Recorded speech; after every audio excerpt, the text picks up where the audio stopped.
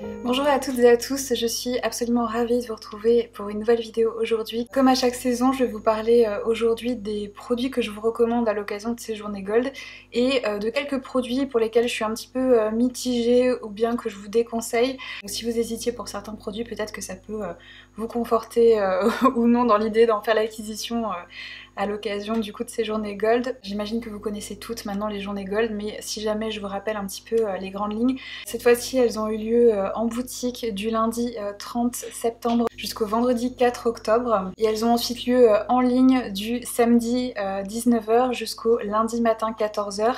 Généralement, on reçoit le code promo par email et éventuellement par SMS à 19h au moment du lancement de la partie en ligne.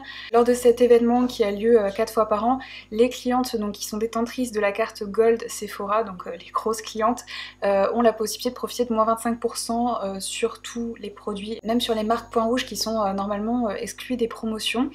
Donc c'est toujours hyper intéressant de pouvoir profiter de ces remises sur les marques pour lesquelles on doit toujours payer plein pot le reste de l'année. Dès que j'ai le code promo, je vous le mettrai en barre de description et je vous le partagerai également sur Instagram. Et souvent il y a également un code promo de moins 25% qui n'inclut pas les marques points rouges pour les clients black. Donc pareil, dès que je l'ai, je vous le mettrai en barre de description et sur Instagram également. Et comme toujours, je vous mettrai toutes les références dont je vous ai parlé en barre de description avec les liens pour que vous puissiez avoir toutes les informations facilement accessibles. Et je vous invite également, si ce n'est pas déjà fait, à visionner ou revisionner la vidéo que je vous avais proposée à l'occasion des journées Gold du mois de juin, parce que je vous parlais aussi de superbes produits dedans qui sont toujours relativement nouveaux d'une certaine manière, et certains d'entre eux occupent toujours une place de choix dans ma rotation maquillage. Donc je vous mettrai la vidéo aussi dans le petit juste ici si ça vous intéresse. Ensuite, on va parler de deux potentiels coupables aux boutons qui me sont apparus sur le visage ces dernières semaines.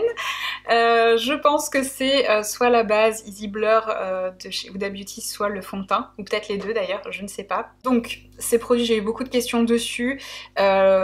La base, je la trouve pas extraordinaire. Alors déjà, je suis de nature pas une grande fan de base de teint, à part quelques rares exceptions, et celle-ci n'en fait pas partie. En effet, elle vient flouter tout ce qui est pores dilatés, etc. Mais à côté de ça, je trouve que... alors déjà pour l'appliquer, il vaut mieux la tapoter parce que sinon elle peut pelucher, donc déjà c'est contraignant. Je trouve qu'avec la base, le fond de teint vient s'accrocher un petit peu dans les zones de sécheresse éventuelles que je peux avoir. Vient également s'accrocher un petit peu sur le duvet que je peux avoir sur le visage. Et je trouve également que cette base a un côté un petit peu glissant. Et au niveau de mes rides profondes que je peux avoir notamment au niveau du front, cet aspect un petit peu glissant, ça fait que le fond de teint va migrer beaucoup plus vite en fait dans mes rides du front. Donc pour moi cette base c'est pas un coup de cœur, je trouve le fond de teint plus joli sur moi quand je l'applique sans la base, juste sur mes soins en fait. Mais après pour les côtés positifs, en effet, le côté où j'ai appliqué la base, les fois où j'ai fait le test avec les deux côtés, j'ai trouvé que on avait un côté flouté plus longtemps en fait sur le côté où il y avait la base. Donc voilà ce que j'en pense. Moi c'est pas un coup de cœur, vous n'avez pas forcément besoin d'investir dans la base si vous utilisez ce fond de teint, puisque comme je dis je le trouve plus joli sans la base. Donc pour ce qui est du fond de teint en lui-même, donc moi j'utilise la teinte Cashew qui est la 140G, qui est ma teinte habituelle chez Huda Beauty, et je trouve que ça, voilà, ça convient bien à ma carnation actuelle. C'est un fond de teint qui est plus couvrant que ce que j'imaginais, donc personnellement je le préfère appliquer à l'éponge, alors que généralement je préfère appliquer mes fonds de teint au pinceau, sinon je trouve que la couvrance est trop importante pour moi. Ça me surprend pas plus venant de Huda, puisqu'elle a la tendance à préférer voilà, les fonds de teint très couvrants, etc. Moi je trouve pas ça très flatteur passé 35-40 ans, voilà, c'est mon avis pour moi par rapport à ce que j'aime. J'ai tendance maintenant à préférer les choses voilà, un peu plus légères, un peu plus subtiles, on va dire, plus naturelles. Je trouve que ça a tendance à vieillir en fait, tout simplement voilà, d'utiliser des fonds de teint trop couvrants. Donc c'est pour ça que celui-ci je préfère le rendre un peu plus transparent en fait, en l'utilisant avec une éponge humide. Appliqué sans la base, je le trouve joli. À l'application, il a en effet un côté floutant, un bel effet perfecteur. Il est très joli sur la peau. Après, je trouve que sur ma peau mixte, il a tendance à briller très très vite sur la zone T.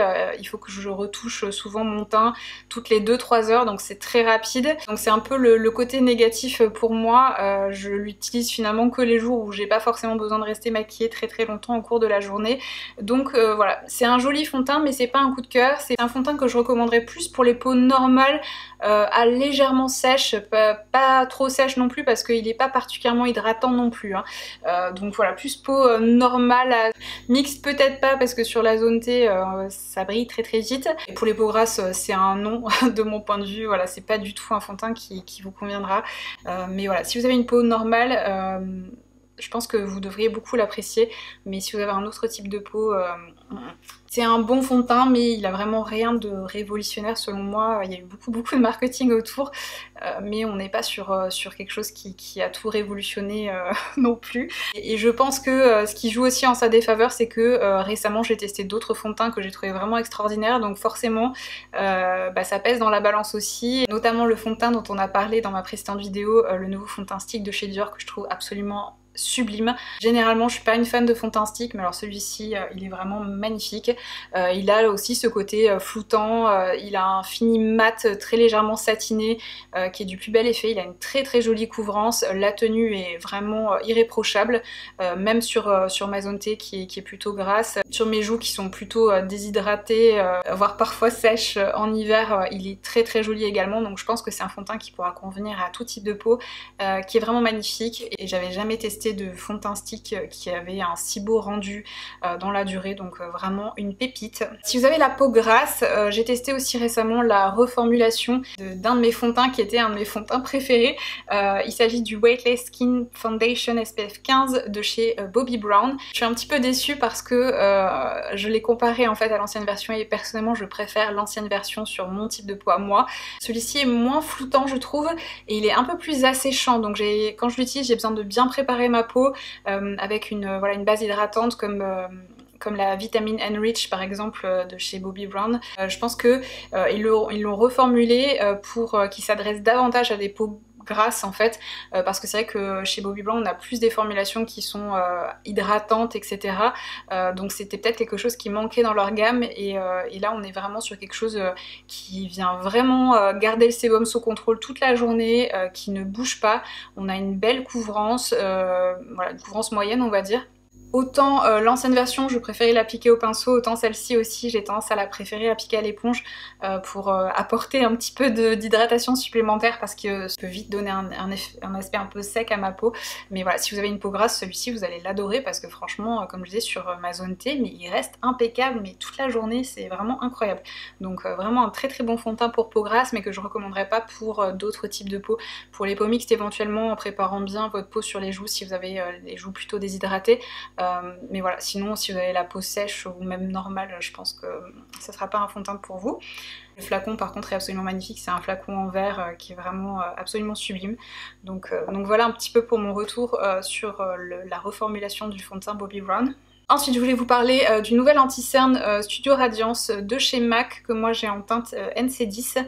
Alors celui-ci je l'aime bien, mais il est pas parfait. Alors vous savez, les anti-cernes c'est avec les mascaras les catégories dans lesquelles je suis la plus difficile.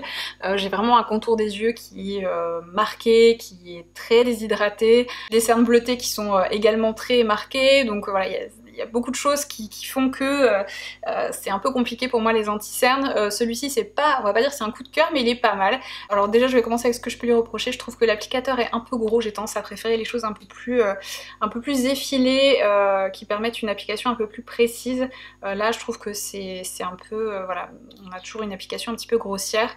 Je trouve également qu'il manque un petit peu de couvrance pour moi, donc j'ai besoin d'utiliser en fait un correcteur en dessous pour vraiment neutraliser le bleu de mes cernes. Je trouve qu'il s'associe très bien avec le correcteur de chez Huda Beauty, c'est deux textures qui s'associent bien, donc en général je mets celui-ci voilà, sur les parties bleutées de mes cernes, et j'applique donc l'anti-cerne MAC par dessus. Dans la démonstration j'ai fait le choix de vous montrer l'anti-cerne sans le correcteur en dessous pour que vous voyez un petit peu la couvrance.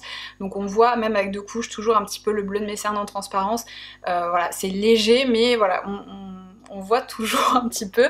Il a malgré tout une couvrance que je qualifierais de moyenne. C'est un anti-cerne qui dit être lift et lumineux pendant 24 heures. Je dirais pas ça non plus, je trouve qu'il a un côté un petit peu asséchant quand même. En général, quand j'utilise, je charge bien mon contour des yeux en crème hydratante avant parce que il peut vite m'assécher le contour des yeux, je trouve. Mais par contre, la tenue est vraiment très très bonne. Je peux m'abstenir de le poudrer, déjà que je le trouve un petit peu asséchant, tant mieux d'ailleurs. Il reste vraiment très très bien, il file très peu dans les rides et les ridules au cours de la journée. Donc là voilà, c'est un très bon point. Donc je pense qu'il pourrait vous plaire si vous n'avez pas besoin d'une correction trop importante, ou bien si ça vous dérange pas de le combiner avec un correcteur. Et si vous n'avez pas le contour des yeux trop déshydraté, contrairement à ce qui est indiqué, c'est plus un contour des yeux que je recommanderais aux personnes qui sont plus dans la vingtaine que pour des peaux matures. Mais voilà, après ce n'est que mon avis, on a toutes des peaux différentes qui réagissent pas pareil aux produits. Et comme je vous disais, voilà, moi les anti-cernes c'est vraiment une catégorie de produits pour laquelle je suis très difficile. Et puis c'est un peu comme pour les fonds de teint, en fait j'ai testé des anti-cernes qui sont tellement exceptionnels ces derniers temps, notamment le Haus Labs, il y avait aussi le Make Up For Ever, le HD, la reformulation qu'ils ont sorti l'année dernière que je trouve absolument exceptionnelle. Donc en comparaison, il y a tout, voilà, les autres formulations ont tendance à me sembler un petit peu ternes. Donc voilà, du coup pour mon retour sur cet anti-cerne, après voilà, le packaging est très qualitatif, c'est un plastique très épais qui fait voilà, très luxueux, il est très joli. Il y a toujours aussi le problème de teinte chez MAC, j'ai été NC20 pendant 15 ans chez eux et du jour au lendemain c'est n'importe quoi les teintes. Là comme je dis, j'ai pris NC10 et c'est un bon match, c'est pas trop mal, mais c'est pas parfait. Enfin, j'hésitais à me reprendre une autre teinte, je pensais à la N12, mais comme c'est pas un coup de cœur, je pense que je vais rester sur celle-ci. Donc voilà un petit peu pour mon retour concernant cet anti-cerne. Ensuite on va passer au bronzer, on va commencer avec tout ce qui est bronzer crème. Mon gros coup de cœur, vous l'avez vu aussi en action dans ma dernière vidéo, c'est le nouveau bronzer stick de contouring de chez Dior qui est sorti en même temps que le fond de teint, donc dans la même gamme, et j'aime autant la teinte que la formulation, la tenue, etc.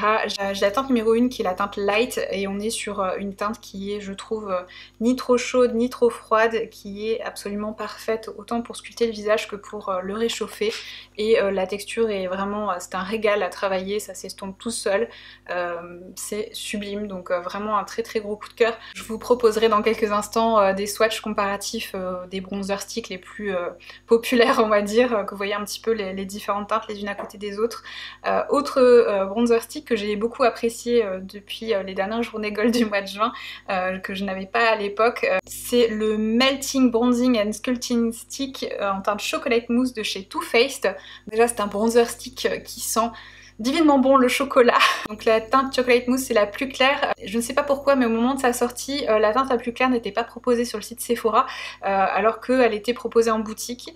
Mais là toutes les teintes sont maintenant disponibles sur le site Sephora, même la teinte chocolate mousse, donc si vous l'attendiez sachez que maintenant elle est disponible. La texture est également très jolie, la teinte est plus chaude en fait, on est plus sur une teinte que je qualifierais de teinte de bronzer en fait, contrairement au stick de chez Dior.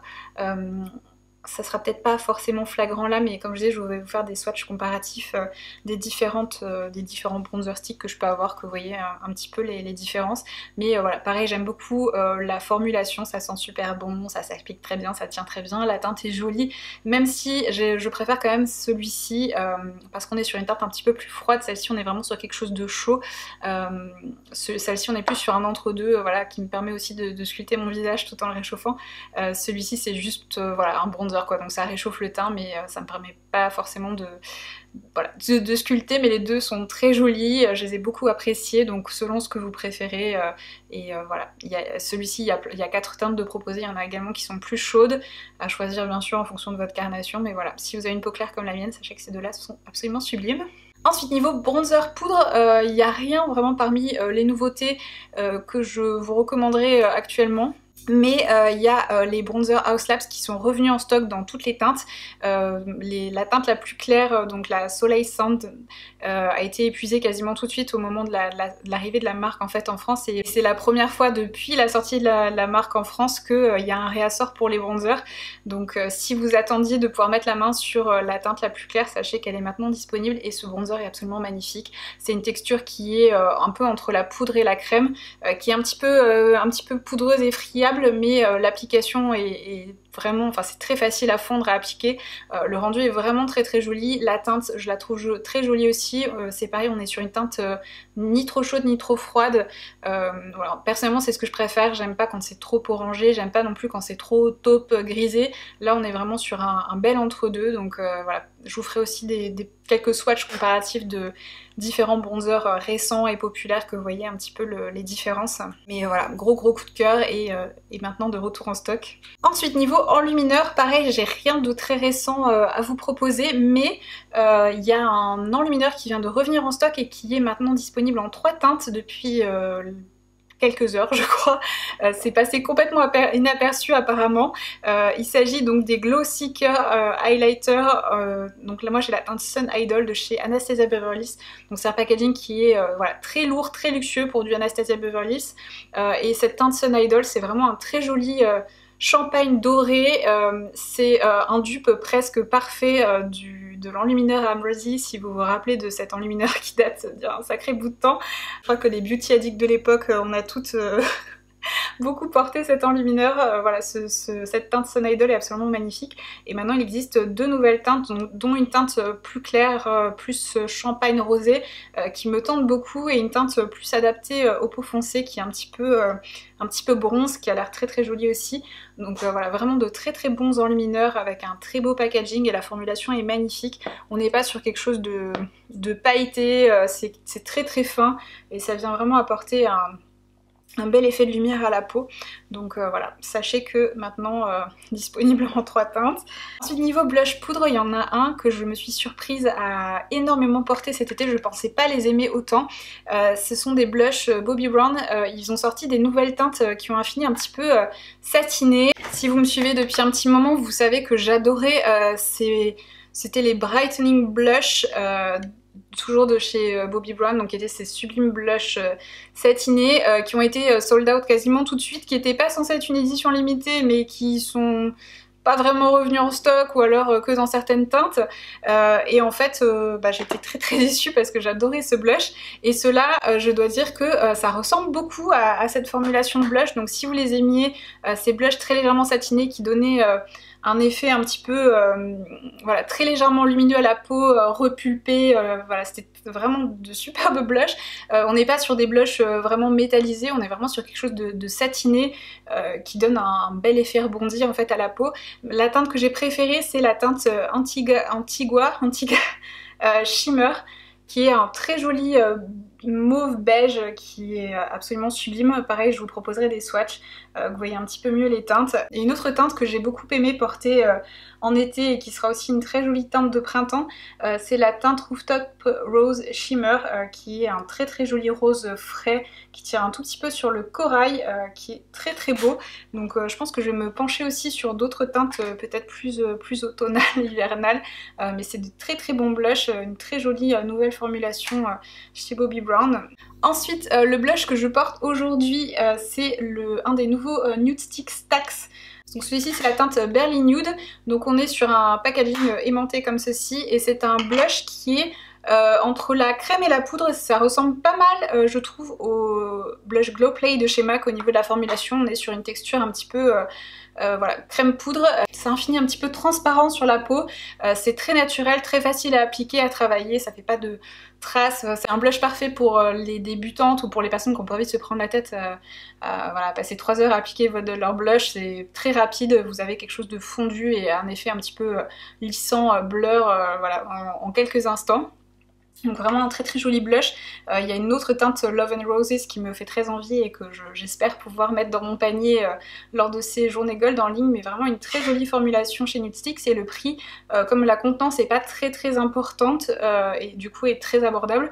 Donc voilà, très joli blush que je vous recommande vivement. Donc si vous aimez ces textures un petit peu entre la crème et la poudre, vous avez bien sûr les blushs Glow Play. Je vous ai montré l'application de la nouvelle teinte True Harmony dans ma précédente vidéo, qui est une très jolie teinte beige que je trouve absolument sublime, que j'ai énormément utilisée depuis sa sortie. J'ai également la teinte So Natural et la teinte Blush Please. Je vous montrerai les swatchs des 3 teintes, et j'ai la teinte Ginger Luck qui me fait de l'œil, qui est une des nouvelles teintes aussi, et parmi les nouvelles teintes il y a aussi la teinte Totally Cinch qui me fait envie mais qui n'est pas dispo sur le site Sephora.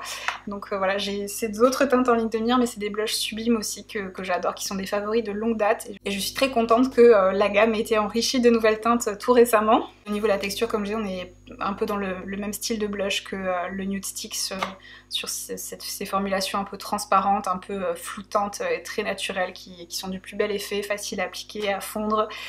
J'adore ces blushs. Ensuite, visiblement l'année 2024 c'est l'année des blushs liquides. Parmi les nouvelles formulations de blush liquide, ma préférée ça a été celle de chez Hourglass. Donc c'est les Unreal Liquid Blush. Ma teinte préférée c'est la teinte Scene qui a un très joli rose frais, absolument sublime. Pour faire sortir le produit, c'est comme les gouttes bronzantes de chez Clarins en fait. Vous avez une partie molle en fait en dessous. Il suffit juste d'appuyer et vous avez une goutte qui sort. Il est très pigmenté donc il en faut pas beaucoup et c'est un produit qui glisse en fait sur la peau et qui se fond avec vraiment énormément de facilité. On est sur un fini très légèrement lumineux qui donne un côté aussi frais, rebondi, rajeuni à la peau, qui tient malgré tout très très bien. Je trouve cette teinte absolument sublime. C'est la seule dont j'ai fait l'acquisition. Je trouvais les autres teintes un petit peu intimidantes pour ma peau claire, mais en tout cas voilà, celle-ci c'est un gros coup de cœur et j'adore cette formulation. Pour ma part, le packaging, je le trouve très pratique aussi. C'était un packaging avec lequel j'étais familière puisque j'ai déjà été utilisatrice des gouttes brosantes de chez Clarins. Un gros coup de cœur. Si je devais vous recommander un des nouveaux blushs liquides, ce serait celui-ci. Ensuite vous avez aussi ceux de chez Yves Saint Laurent. J'ai deux teintes. Ceux-ci ont un effet un petit peu plus mat. Ils ont vraiment une excellente tenue. Sont également relativement faciles à appliquer. On est sur quelque chose d'un peu plus pigmenté. La formulation est moins glissante en fait que ce Hourglass. Donc un peu plus difficile à travailler. Avec un petit peu d'effort, on peut obtenir quelque chose de joliment fondu sans trop de difficultés non plus. Comme je vous dis, la tenue est vraiment excellente, donc si vous avez une peau grasse et que les blushs ont tendance à s'estomper très vite sur vous, ça peut être des blushs qui pourraient beaucoup vous plaire pour ça.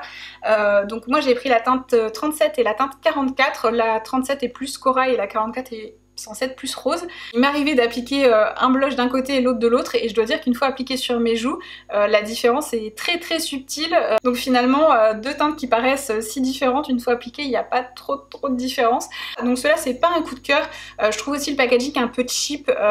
On est sur les mêmes packaging que les anti-cernes, donc c'est un petit peu... vous savez, un petit peu branlant, on a l'impression que l'applicateur va se casser. Je trouve que ça fait pas très luxueux, ça manque un petit peu de poids aussi pour le prix, je trouve.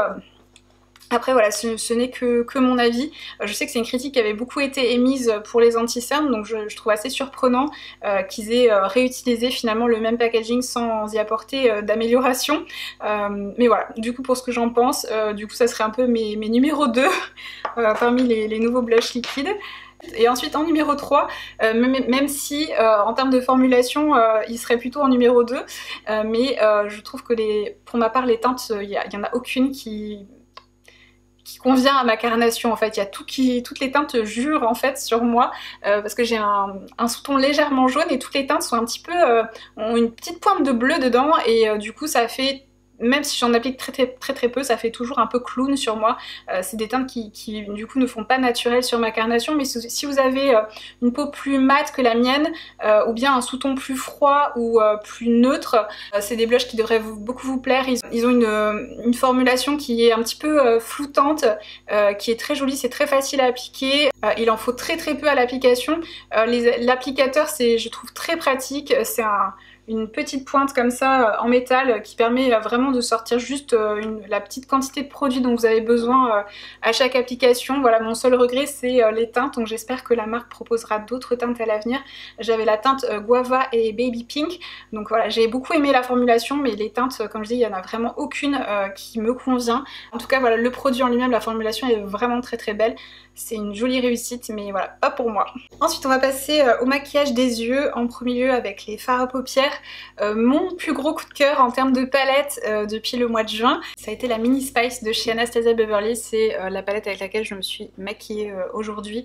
C'est vraiment un très gros coup de cœur, je m'attendais pas du tout à ça. Quand j'ai vu les premiers visuels, je me suis dit oui, bof, et en fait quand j'ai vu les swatchs, les maquillages qui avaient été réalisés dans les photos de promo avec cette palette, je me suis dit ah waouh, en fait il y a plein de fards pailletés comme j'adore, et on est sur du neutre, donc c'est personnellement ce que je préfère porter, donc je me suis empressée de la commandé dès le jour de sa sortie et depuis que je l'ai utilisé quasiment tous les jours, donc vraiment un très gros coup de cœur.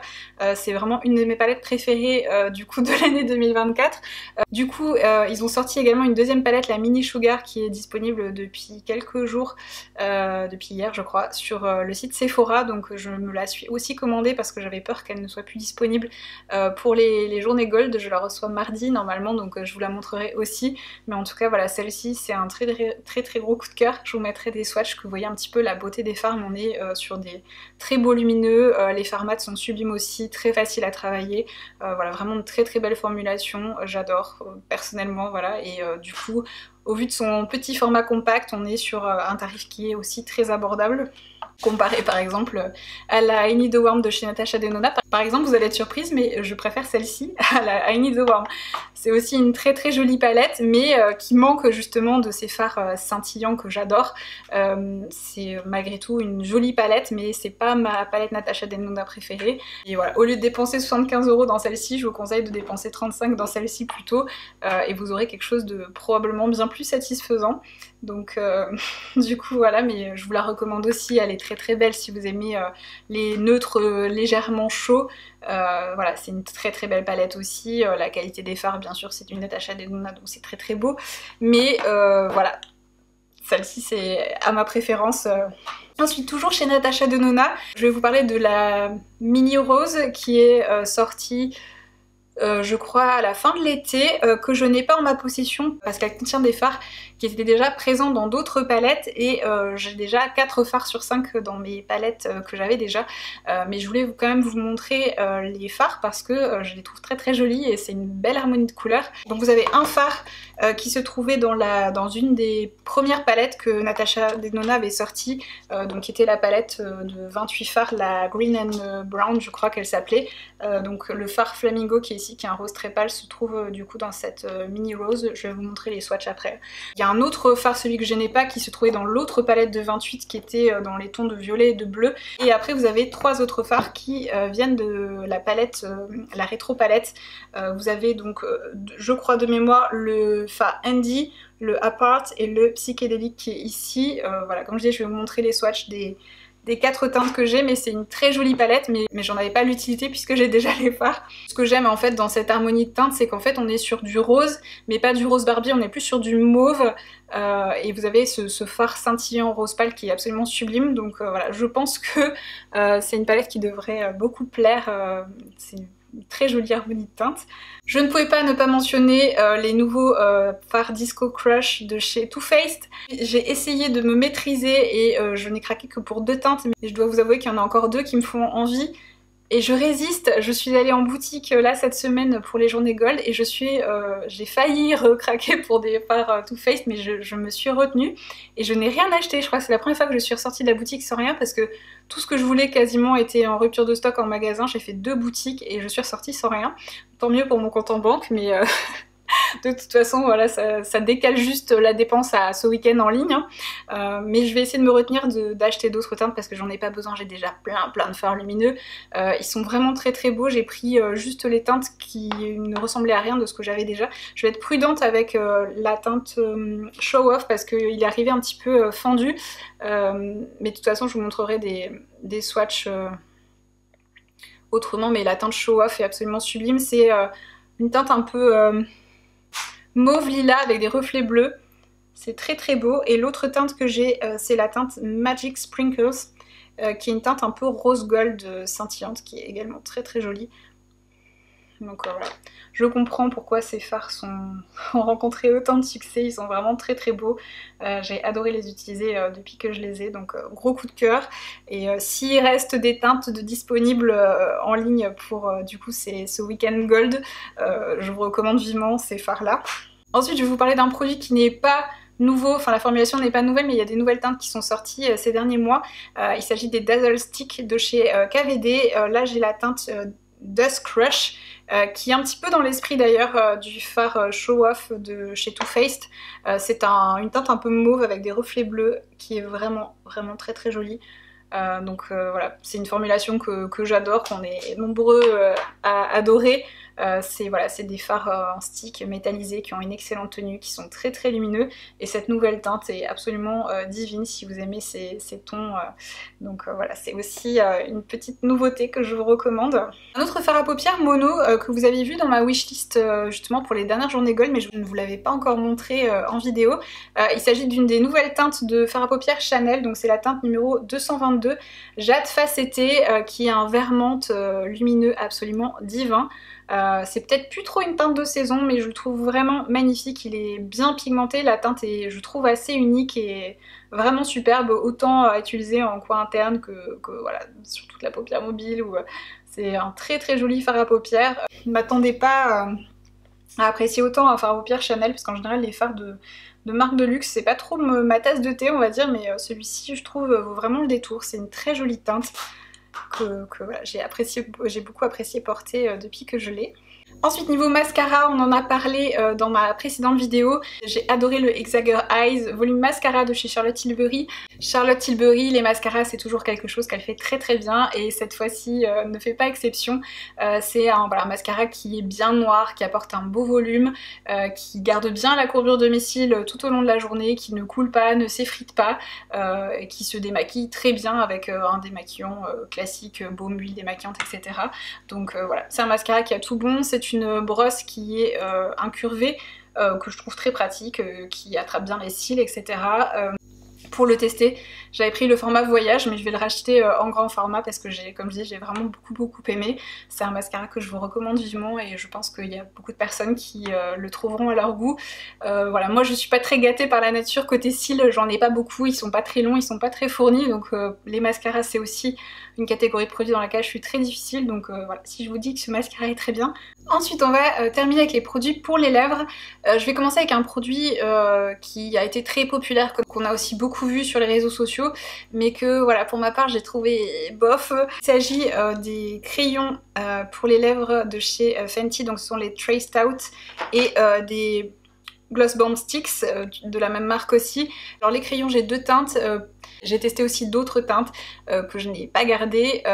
J'ai trouvé que la formulation n'était pas la même en fait en fonction des teintes. Il y a certaines teintes qui s'effritent, qui ont pas un très beau glissant, ça fait des morceaux en fait quand vous l'appliquez. Là les deux teintes que j'ai ne le font pas, donc j'ai la teinte Tux Blush 2 et la teinte Ruby Bounce, donc la teinte numéro 2 et la teinte numéro 5. Ce sont des jolis crayons à lèvres qui ont une bonne tenue, même si quand ils s'estompent, je trouve qu'ils s'estompent pas aussi de manière très homogène. Donc j'ai d'autres formulations de crayons à lèvres que je préfère bien davantage que ceux-ci.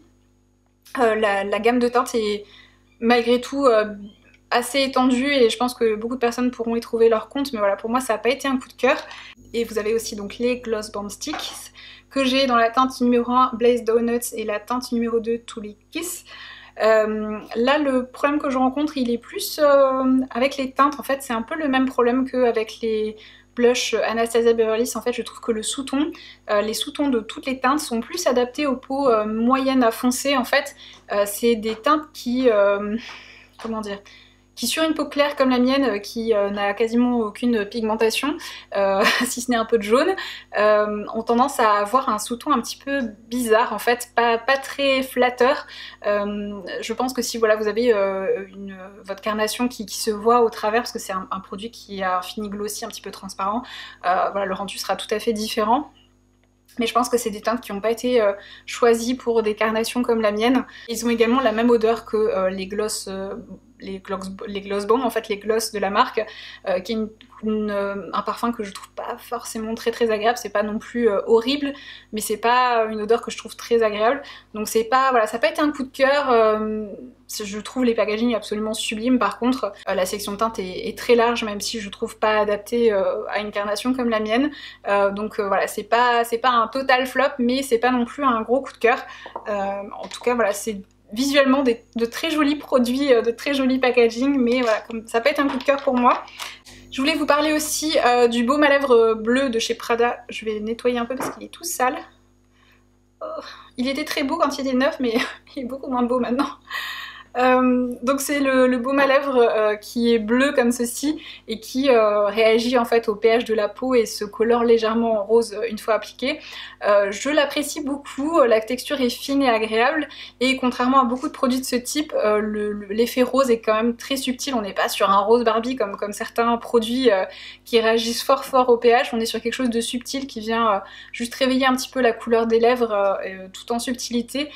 Et il a un fini qui est pas trop brillant, que j'apprécie beaucoup. On est sur quelque chose de satiné, presque un peu mat en fait, qui fait très naturel, donc j'ai beaucoup apprécié. Alors après le prix est totalement délirant et je trouve absolument injustifié pour un baume à lèvres. Mais si vous avez voilà, les moyens de vous offrir ce genre de produit et que vous êtes susceptible d'aimer ce rendu un petit peu rose transparent, c'est un très bon produit. Ensuite, un produit que je vous avais montré dans ma précédente vidéo, je crois, qui est pas nouveau, mais que je n'avais pas lors de ma précédente vidéo Journée Gold, et que j'ai beaucoup apprécié. C'est un rouge à lèvres de chez Rabanne, qui est le Drama Lips en teinte Hang Up, qui est un très joli nude un peu chaud, que je trouve absolument parfait pour la saison. Et donc j'aime beaucoup la formulation. On est sur un fini satiné un petit peu lumineux en fait, qui est très confortable sur les lèvres, très hydratant, mais malgré sa formulation hydratante a une très belle tenue, donc vraiment une très jolie formulation. Je trouve les autres teintes pas aussi attrayantes, mais en tout cas cette teinte Hang Up c'est vraiment un très joli nude que je recommande vivement si vous aimez ce genre de teinte, et le packaging est très beau et très qualitatif, donc voilà. C'est, je crois, le premier produit Rabanne que... Non, j'avais testé les fards à paupières qui sont très bien aussi, je erratum. Mais voilà, le premier rouge à lèvres que je teste de chez Rabanne et il est vraiment très bien. Et je vais terminer avec le rouge à lèvres que je porte. C'est une nouvelle formulation de chez MAC qui a quelques mois maintenant, mais dont je ne vous avais pas encore parlé. Je vous ai filmé une revue complète parce que j'ai plein de teintes de ces rouges à lèvres, j'ai bien craqué, que je vais essayer de vous poster là demain, aujourd'hui, je sais pas, mais en tout cas avant la fin du Weekend Gold, que vous puissiez voir toutes les teintes, parce que je trouve que la section de teintes, en tout cas que voilà, ce dont j'ai fait l'acquisition, c'est vraiment de très jolies teintes automnales qui sont très propices, voilà, du coup pour la saison. La teinte que je porte aujourd'hui c'est la teinte Whirl. Et donc ce sont les rouges à lèvres Maximal mat, la version mat, parce que du coup il y a la version satinée qui sort là maintenant, qui est aussi une reformulation. Donc c'est ce qui remplace en fait leur gamme de rouge à lèvres mat qui était voilà, existante depuis très longtemps déjà. Ils ont gardé certaines teintes un peu iconiques, notamment la teinte Whirl que je porte là. Voilà, vous avez la teinte Velvet Teddy, etc. Voilà, beaucoup de teintes iconiques, et c'est enrichi de nouvelles teintes, et la formulation a été du coup retravaillée. On est sur des rouges à lèvres mat mais qui sont très confortables, plus confortables que la version originale, qui ont voilà, une texture un petit peu presque... il doit y avoir du silicone dedans, parce qu'ils ont vraiment un beau glissant, ils sont bien pigmentés, la tenue est très bonne. J'apprécie vraiment beaucoup cette nouvelle formulation de rouge à lèvres mat, et voilà, je vous mettrai les swatchs de toutes les teintes que j'ai là, et si vous voulez les voir appliquées sur les lèvres, je vous renvoie à la vidéo que j'aurais postée peut-être avant ou juste après celle-ci, en tout cas rapidement, si vous voulez voir toutes les teintes portées. Donc voilà du coup pour mes petites recommandations pour les journées Gold. Comme d'habitude vous aurez tous les liens, les références, etc. en barre de description. S'il y a des teintes que j'ai oublié de mentionner, vous les aurez aussi en barre de description, donc n'hésitez pas à la consulter. Je vous mettrai aussi les codes promo en barre de description. N'hésitez pas aussi à regarder ma précédente vidéo recommandation journée Gold, et puis n'hésitez pas à me dire voilà qu'est-ce que vous allez commander, je suis très curieuse. J'espère que cette vidéo vous a plu et a pu vous être utile. Je vous fais des gros bisous et je vous dis à très bientôt pour de nouvelles vidéos.